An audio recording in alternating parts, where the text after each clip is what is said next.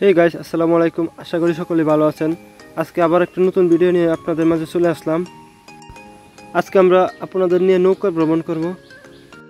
আজ আমরা তাম্বুলিপাড়া ট্রলার ঘাট হতে ইটনা এবং মিঠাবন এর উদ্দেশ্যে রওনা দেব।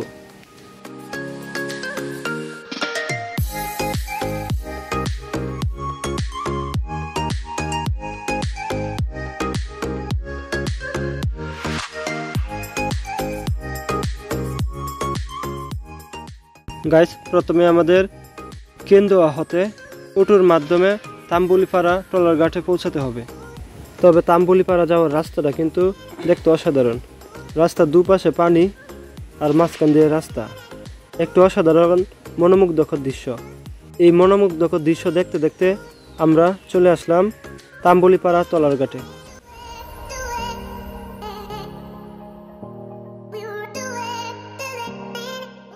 আপনি চাইলেই এই তাম্বুলিপাড়ার মনোমুগ্ধকর দৃশ্যটি উপভোগ করতে হলে চলে আসতে পারেন এই তাম্বুলিপাড়ায়। তবে আমরা সকল বন্ধুরা মিলে আসছিলাম বড় ট্রলার ভাড়া নিয়ে, যত দূর যাওয়া যায় তত দূর ঘুরতে যাব। তো আমাদের কপাল খারাপ, আমরা আসার আগেই বড় ট্রলারগুলি চলে গেছে। অবশেষে আমরা বাধ্য হয়ে ইঞ্জিন লাগানো বড় একটি নৌকা ভাড়া নিলাম। আর এদিকে হুসাইন নৌকাতে উঠে প্রথমেই জমে থাকা পানিটা ফেলে দিচ্ছে।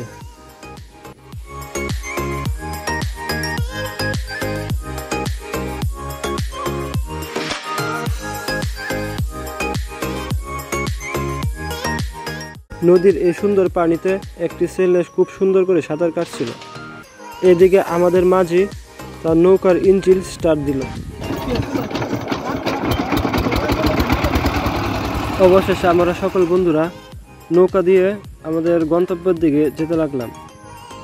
তবে আমাদের নির্দিষ্ট কোনো গন্তব্য নেই, কিন্তু সকল বন্ধুরা মিলে সিদ্ধান্ত নিলাম দিনের আলোতে যত দূর পর্যন্ত যাওয়া যায় আমরা তত দূর পর্যন্ত যাব।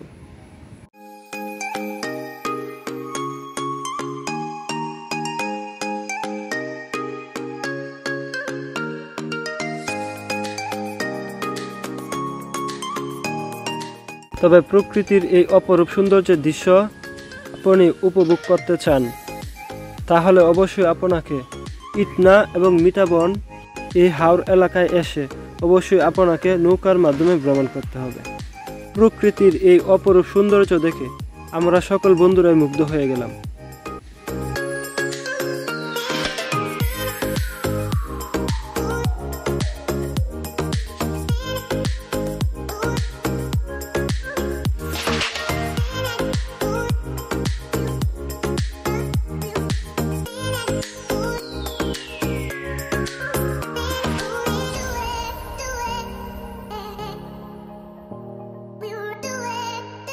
আমি পিছনে তাকিয়ে হঠাৎ অবাক হয়ে গেলাম।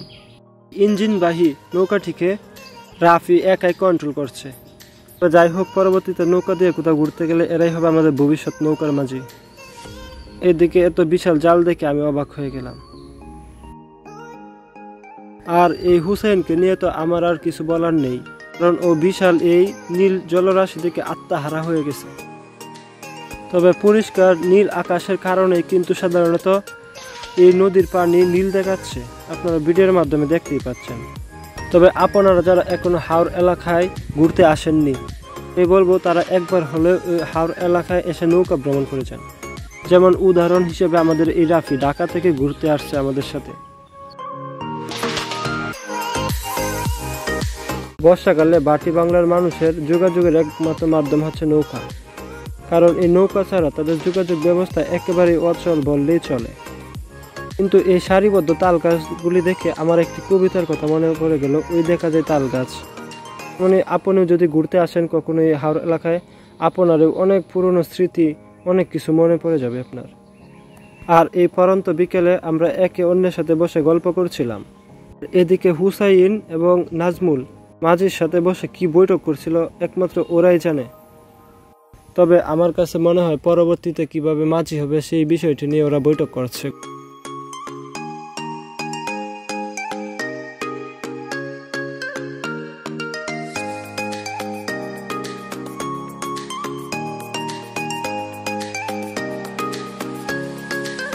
তবে গ্রামগুলি দেখে আমাদের কাছে মনে হচ্ছিল এ যেন একটি বিচ্ছিন্ন দ্বীপ। আর এদিকে তান্নাকে নিয়ে তো কিছু বলার নেই, পায়ের উপর পা তুলে জুড়ে জুড়ে গান গাচ্ছিল।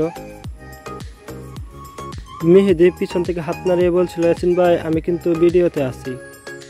তবে ব্রিজের নিচ দিয়ে যাওয়ার মুহূর্তটা আমার কাছে অনেক ভালো লেগেছিল, যার বলার ভাষা আমার কাছে নেই।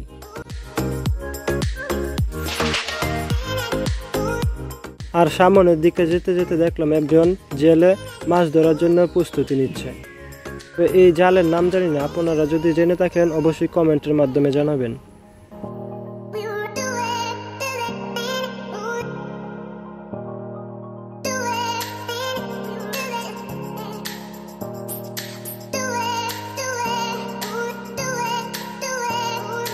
তবে যেহেতু অনেক সময় ঘুরলাম, তাই আমরা পথ থেকেই ক্ষুধার্ত, তাই সিদ্ধান্ত নিলাম এখানে ফতেপুর নামের একটি বাজার আছে, ওই বাজারে গিয়ে আমরা নৌকা থামাবো এবং ওখান থেকে হালকা নাস্তা পানি নিব।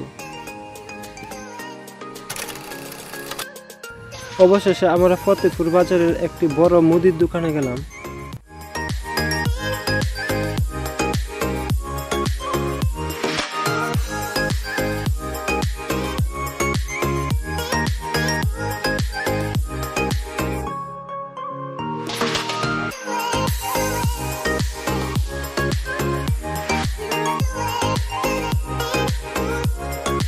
এবং বন্ধুরা মুড়ি মাখানোর জন্য মরিচ এবং পেঁয়াজ কুচি করতে লাগলো। তবে এই মুহূর্তটা আমার কাছে ভালোই লাগছিল।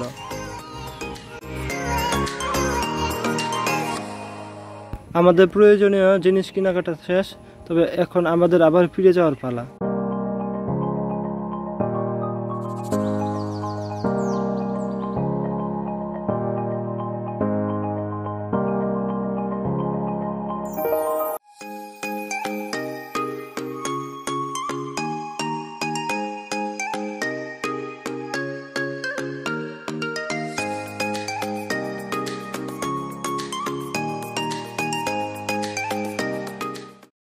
সকল বন্ধুরা মিলে মুড়ি মাখানোর আয়োজন শুরু করলাম এবং নানা বিষয় নিয়ে গল্প করতে লাগলাম।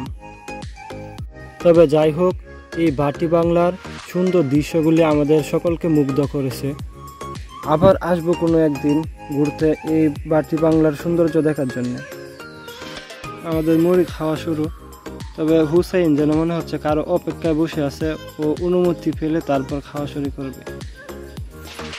যাই হোক, চলন্ত নৌকায় বসে মুড়ি মাখা অনেক ভালো লাগছিল, কিন্তু এখন আমাদের আবার বাড়ির উদ্দেশ্যে রওনা দেওয়ার পালা। বাটি বাংলার এক একটি দৃশ্য আপনাকে সত্যি মুগ্ধ করবে।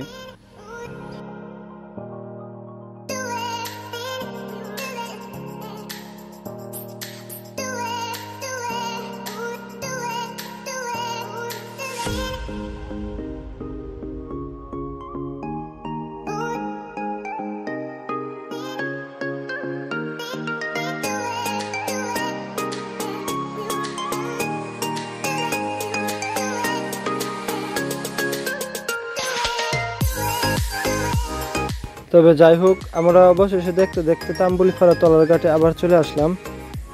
আবার অন্য একদিন কোনো নতুন ভিডিও নিয়ে আপনাদের সামনে হাজির হব। সকলে সুস্থ কামনা করি। আসসালামু আলাইকুম।